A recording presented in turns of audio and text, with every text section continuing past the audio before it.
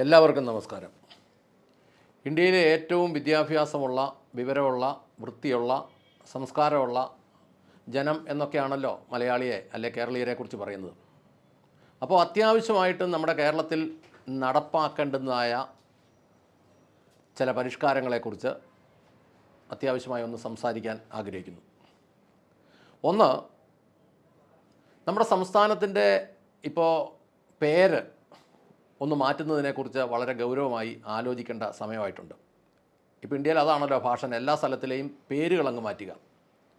ഇപ്പോൾ ഇവിടുത്തെ അത്യാവശ്യ പരിഷ്കാരങ്ങളുടെ എല്ലാം പശ്ചാത്തലത്തിൽ ഈ കേരളം എന്ന പേര് വലിയ ഉദരവില്ലെങ്കിൽ മാറ്റിയിട്ട് വല്ല വിഡ്ഢിപുരമെന്നോ കോത്താഴമെന്നോ കുഷ്മാണ്ഡമെന്നോ അങ്ങനെ എന്തെങ്കിലും ഒരു പുതിയ അർത്ഥവത്തായ പേര് നൽകി ഈ രാജ്യത്തെ ഈ സംസ്ഥാനത്തെ മാനിക്കണമെന്ന് ഒന്നാമത്തെ ഒരു നിർദ്ദേശം മുന്നോട്ട് വെക്കാൻ ആഗ്രഹിക്കുന്നു. രണ്ടാമത്തെ നിർദ്ദേശം എന്ന് പറയുന്നത് ഈ ഹരിതകർമ്മ സേനാംഗങ്ങളെ ഗസറ്റഡ് ഓഫീസർമാരായി നിയമിക്കണം. ശമ്പളവും ആനുകൂല്യവും എല്ലാം കൂടെ മാസം ഒരു 3 ലക്ഷം രൂപയ്ക്ക് മുകളിൽ കിട്ടാവുന്ന പോലെ ഗസറ്റഡ് ഓഫീസർമാരായി അവരെ നിയമിക്കണമെന്നുള്ളതാണ് രണ്ടാമത് അത്യാവശ്യമായി ചെയ്യേണ്ട ഒരു പരിഷ്കാരം. കാരണം ഇനിയിപ്പോൾ ഈ നാട്ടിൽ ഈ മനുഷ്യൻ എങ്ങനെ ജീവിക്കണമെന്നുള്ള കാര്യങ്ങളൊക്കെ തീരുമാനിക്കുന്നത് അവരായതുകൊണ്ട് അവരെ ഗസറ്റഡ് ഓഫീസറായി ചുവന്ന മഷിയോ പച്ചമഷിയോ ഒക്കെ ഉപയോഗിക്കാനുള്ള അവകാശം കൂടെ കൊടുക്കണം. പിന്നെ വല്ല ആൾക്കാർക്കും ഗുണമുണ്ട്, വല്ല സർട്ടിഫിക്കറ്റൊക്കെ അറ്റസ്റ്റ് ചെയ്യണമെങ്കിൽ അവർ വീട്ടിൽ കൂടെ വരുമ്പോൾ അവരോട് പറഞ്ഞാൽ ചെയ്തു തരുമല്ലോ. അതുകൊണ്ട് അങ്ങനെ ആക്കണമെന്ന് പറയുന്നു. ഇനി മൂന്നാമത് അത്യാവശ്യമായി നടപ്പാക്കേണ്ട ഒരു പരിഷ്കാരം എന്നാന്ന് ചോദിച്ചാൽ വിദ്യാഭ്യാസവും വിവരവും ഉള്ളവനെ എല്ലാം കേരളത്തിൽ നിന്ന് അടിച്ചോടിക്കണം. വിദ്യാഭ്യാസവും വിവരമുള്ള ഒറ്റ എടുത്തനെ ഇവിടെയെങ്കിലും നിർത്തരുത്, എല്ലാവരെയും ഓടിക്കണം. പിന്നെ ഇപ്പോഴത്തെ വിദ്യാഭ്യാസത്തിൻ്റെ സിലബസുകളെല്ലാം മാറ്റണം. പി ജിക്ക് പഠിക്കുന്നവന് എന്ത് പഠിക്കണമെന്നുള്ള സിലബസ് തീരുമാനിക്കാൻ ഡിഗ്രിക്കാരനെ കൊണ്ട് തീരുമാനിക്കണം.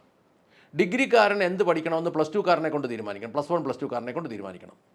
പിന്നെ പ്ലസ് 1 പ്ലസ് ടുക്കാരൻ എന്നാ പഠിക്കണമെന്നുള്ളത് 10ാം ക്ലാസ്സുകാരന് അല്ലെങ്കിൽ ഹൈസ്കൂളുകാരനോട് തീരുമാനിക്കാൻ പറയണം. ഹൈസ്കൂളുകാരൻ എന്ത് പഠിക്കണമെന്നുള്ളത് യു പി സ്കൂളുകാരനോട് തീരുമാനിക്കാൻ പറയണം. യു പി സ്കൂളുകാരൻ എന്ത് പഠിക്കണമെന്നുള്ളത് എൽ പി സ്കൂളുകാരനോട് തീരുമാനിക്കാൻ പറയണം. എൽ പി സ്കൂളുകാരൻ എന്ത് പഠിക്കണമെന്നുള്ളത് അംഗൻവാടിക്കാരൻ തീരുമാനിക്കണം. ഇനി അംഗൻവാടിക്കാരൻ എന്ത് പഠിക്കണമെന്നുള്ളത് മുട്ടയെന്ന് വിരിഞ്ഞ കുഞ്ഞുങ്ങൾ തീരുമാനിക്കണം. അങ്ങനെ ആധുനിക രീതിയിൽ ഈ വിദ്യാഭ്യാസ സമ്പ്രദായത്തെ പരിഷ്കരിക്കണം. പിന്നെ അത്യാവശ്യം വിവരവും വിദ്യാഭ്യാസമുള്ള അധ്യാപകരുണ്ടെങ്കിൽ അവരെയെല്ലാം എവിടുന്നെങ്കിലും കൊള്ളപ്പലിശയ്ക്കാണെങ്കിലും ലോൺ എടുത്ത് VRS കൊടുത്ത് സർവീസിൽ നിന്ന് ഇറക്കി നാട്ടിൽ നിന്ന് അടിച്ചോടിക്കണം. നമ്മുടെ സംസ്ഥാനത്തിൻ്റെ വികസനത്തിനും വളർച്ചയ്ക്കും അങ്ങനെയുള്ള ഒരു ഭയങ്കര ദൂഷ്യം അവരെല്ലാം ഓടിച്ചു കളയണം. പിന്നെ വിദ്യാർത്ഥി സംഘടനാ നേതാക്കന്മാരെ പ്രിൻസിപ്പാൾമാരായും ഗഡ് മാസ്റ്റർമാരായും പ്രൊഫസർമാരായും നിയമിക്കണം. വിദ്യാർത്ഥി സംഘടനാ നേതാക്കന്മാരെ പ്രിൻസിപ്പാളുമാരായും പിന്നെ ഹെഡ് മാസ്റ്റർമാരായും പിന്നെ അധ്യാപകന്മാരായും പ്രൊഫസർമാരായെല്ലാം വിദ്യാർത്ഥി സംഘടനാ നേതാക്കന്മാരെ നിയമിക്കണം. അടുത്തത്, നമ്മുടെ സംസ്ഥാനത്തിൻ്റെ ഒരു നിലവാരത്തിനനുസരിച്ച് കോപ്പിയടി നിയമാനുസൃതമാക്കണം. ഇഷ്ടം പോലെ കോപ്പി അടിക്കാനുള്ള സൗകര്യം ഉണ്ടാക്കി കൊടുക്കണം. ത്രിതല പഞ്ചായത്തുകളിൽ മെമ്പറാകാൻ ഒരു 5 കേസിലെങ്കിലും പ്രതിയായവനെ ആക്കാവൂ എന്നൊരു നിയമം കൊണ്ടുവരണം.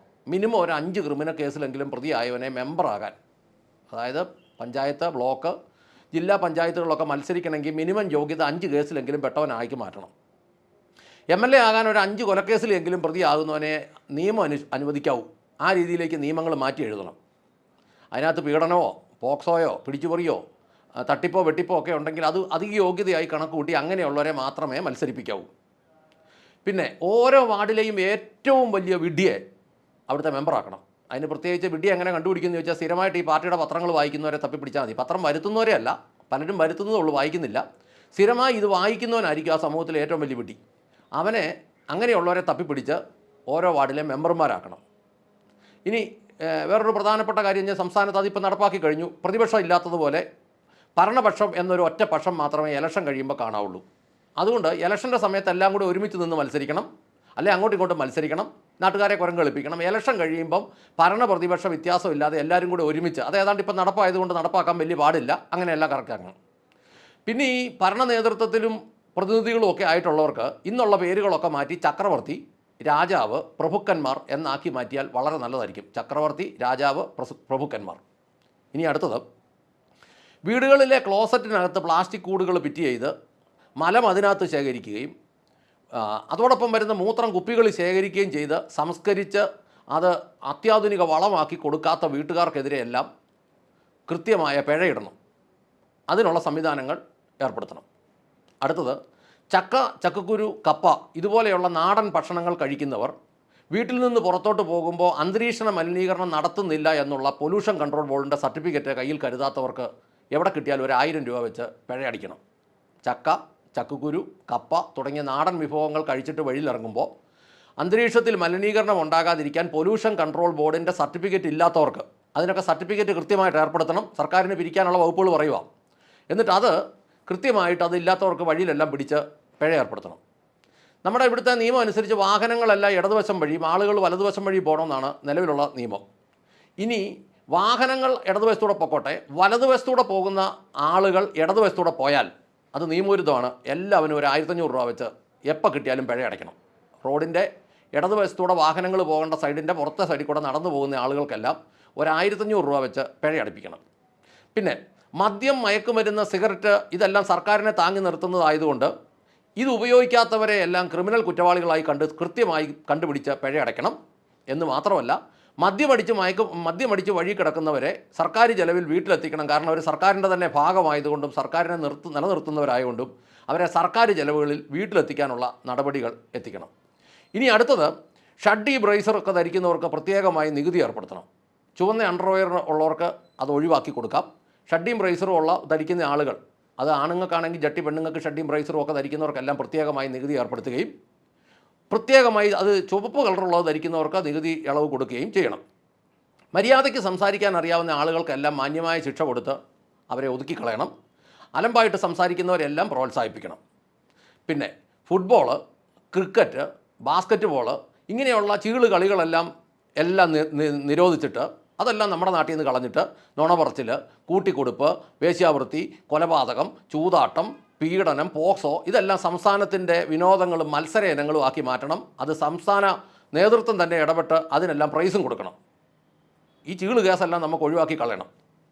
പിന്നെ ഒരു വ്യക്തിക്ക് ഒരു കയർ എന്ന രീതിയിൽ പദ്ധതി ആവിഷ്കരിച്ച് നടപ്പാക്കണം.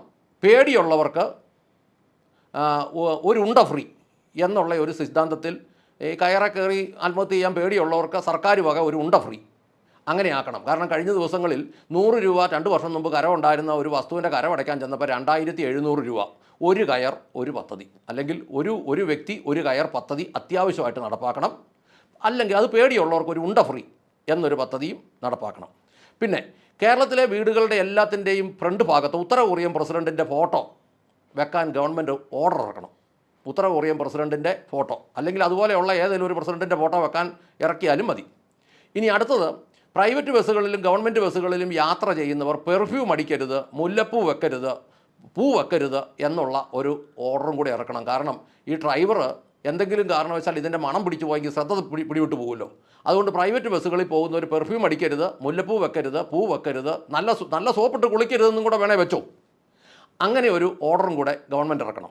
ഇനി അവസാനം പറയാനുള്ളൊരു ഓർഡർ എന്ന് പറഞ്ഞാൽ, ഹോട്ടലുകളിൽ ചിക്കനോ അതുപോലെ എന്തെങ്കിലും സാധനങ്ങൾ പൊരിക്കുമ്പോൾ മണം വെളി വന്നാൽ അത് വഴിയേ പോകുന്നവരുടെ ശ്രദ്ധ തിരിക്കുന്നതിനാൽ അതിനും കനത്ത പിഴ ഏർപ്പെടുത്തണമെന്നും ഇങ്ങനെയുള്ള അത്യാവശ്യമായ കുറച്ച് കാര്യങ്ങൾ സംസ്ഥാന ഗവൺമെൻറ് നടപ്പിലാക്കണമെന്ന് സംസ്ഥാന ഗവൺമെൻറ്റിനോട് അത്യാവശ്യമായിട്ട് അഭ്യർത്ഥിച്ചുകൊണ്ട് നിർത്തട്ടെ.